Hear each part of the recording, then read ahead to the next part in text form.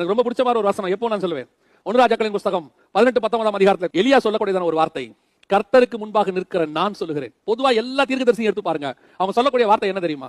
கர்த்தர் சொல்லுகிறதாவது, கர்த்தர் சொல்லுகிறதாவது, இப்படிதான் சொல்லுவாங்க. ஆனா வசனம் சொல்லுது, கர்த்தருக்கு முன்பாக நிற்கிற நான் சொல்லுகிறேன்.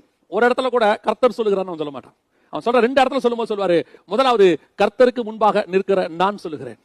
யாக்கோபு புத்தகம் சொல்லுகிறது, அவன் சொல்லிட்டான் 3 வருஷம் மழை பெய்யாதுன்னு சொல்லிட்டான், பனியும் மழையும் பெய்யாதுன்னு சொல்லிட்டான். இப்ப நியாய தீர்ப்பு கொடுத்துட்டான் இஸ்ரவேலுக்கு.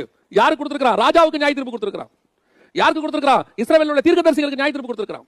பாகாலின் தீர்க்கதரிசிகளுக்கு நியாய தீர்ப்பு கொடுத்திருக்கான். 3 வருஷம் உனக்கு மழையும் கிடையாது, பனியும் கிடையாது. சரி சொல்லிட்டா, அடுத்து நேரடியா போறானாமா. யாக்கோபு புத்தகம் சொல்லுது, அந்த 3 வருஷம் பனியும் மழையும் பெய்யாதபடிக்கு கருத்தாய் ஜெபம் பண்ணினான். அர்த்தம் என்ன தெரியுமா? நான் சொல்றையா பனியும் மழையும் பெய்யாது, கரெக்ட், ஆனால் அது பெய்யாதபடிக்கு நான் ஜெபம் பண்ணுவேன்.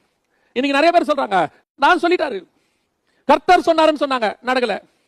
இது அவங்களா சொல்லிட்டாங்க. நான் சொல்றேன், நீங்களா சொல்லி இருந்தாலும் கூட, நீ தேவனோடு கூட நடக்கிற மனுஷனா இருந்தால், உண்மையாய் ஜெபிக்கிறவனா இருந்தால், உன் வார்த்தையை கூட கர்த்தர் கனப்படுத்துவார். அங்கதான் விஷயம்.